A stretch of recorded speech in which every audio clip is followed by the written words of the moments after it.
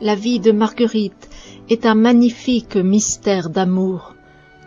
Durant 37 ans, cette fille de la charité est pour tous comme un phare lumineux, solidement enraciné dans le roc.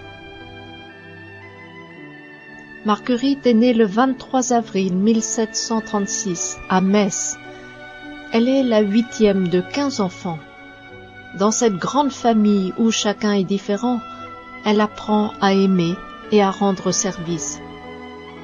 À 18 ans, Marguerite décide de suivre le Christ, car pour elle, ce qui donne sens à une vie, c'est l'amour, le partage, le service des frères. Elle veut un monde de paix, de respect, de fraternité. À 21 ans, elle devient fille de la charité pour servir les plus pauvres. Pour Marguerite, s'occuper de ceux qui sont malades, c'est faire ce que Jésus a fait. À 43 ans, elle est envoyée à Dax pour diriger le nouvel hôpital Sainte-Trope. Avec respect et compétence, elle soulage toute souffrance.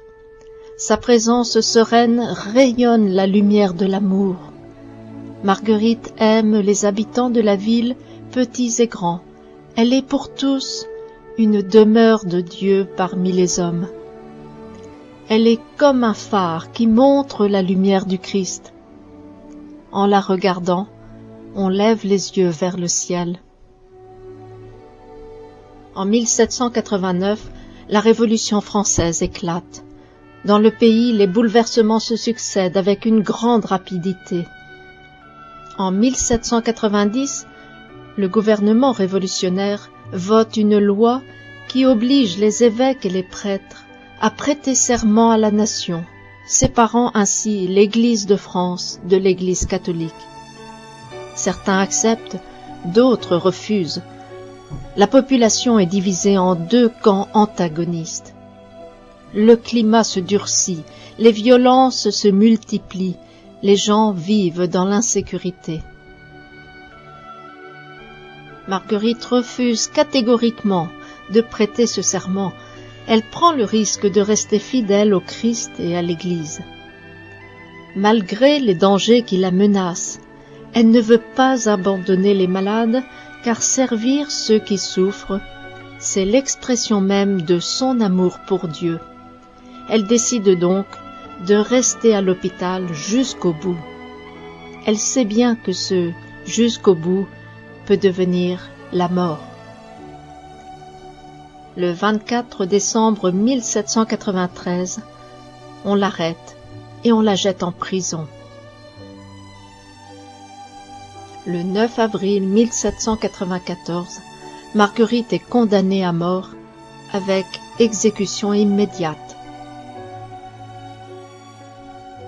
Unie au Christ qui est resté au cœur de la violence, le frère de tous, Marguerite ne prononce ni critique, ni parole haineuse. Elle reste digne à l'égard de ses bourreaux. Marguerite n'a pas cherché le martyre. Pour échapper à la mort, il lui aurait fallu renoncer à son appartenance au Christ et à l'Église. Mais elle a choisi de rester fidèle à sa vocation de chrétienne et de fille de la charité.